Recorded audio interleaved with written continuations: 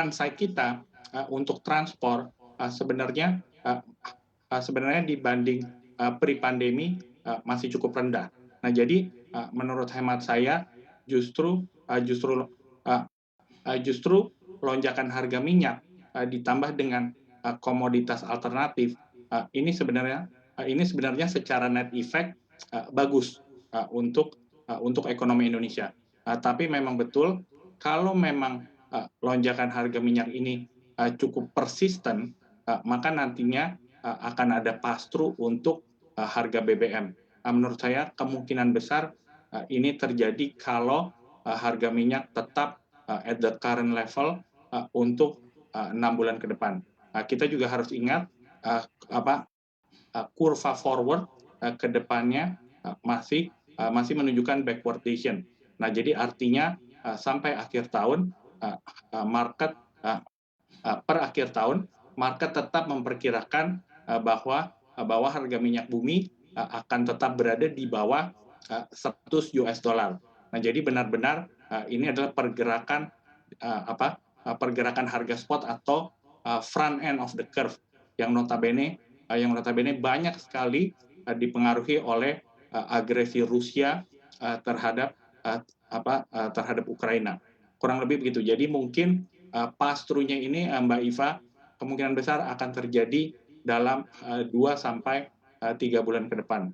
Tapi kalau kita melihat lebih baik dilakukan ini kalau memang lewat dari Lebaran. Jadi kita harus jaga supaya harga ini stabil di bulan Mei dan Juni. Lalu setelahnya kalau memang harga minyak bumi ini terus-menerus tinggi dan bahkan agresinya belum kelar-kelar, maka I think pass-through-nya akan terjadi.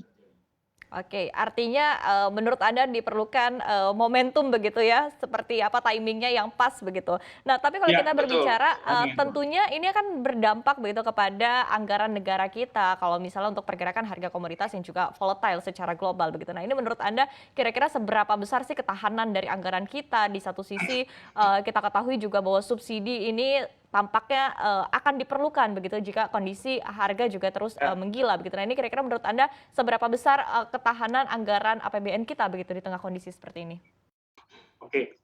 Menurut saya masih cukup bagus. Kenapa?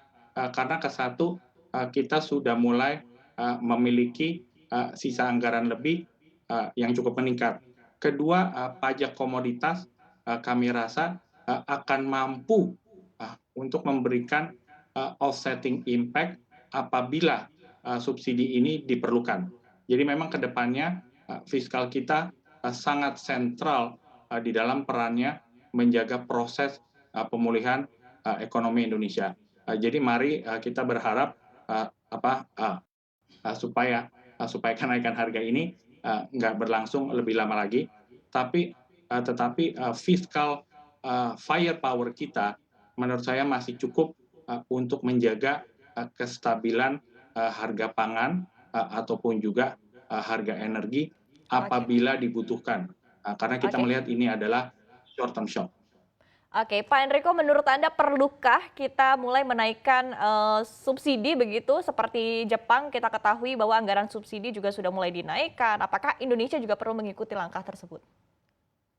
Selama ini masih belum ya. Jadi memang kita lihat dampaknya ini kan ini adalah minggu ketiga. Jadi mungkin kita bisa lihat perkembangannya di dalam 1 hingga 2 bulan ke depan. Jadi memang pada saat ini mungkin subsidinya menurut saya harus bersifat wait and see. Karena ingat kita butuh sekali untuk merampungkan revenue dan juga expenditure menjelang konsolidasi fiskal kembali ke 3% di tahun Untuk 2023. mengetahui informasi lebih lengkap dan berita terkait, silakan klik link di deskripsi. Dan jangan lupa untuk install aplikasi CNBC Indonesia yang tersedia di App Store dan Play Store. Dan jangan lupa subscribe ya.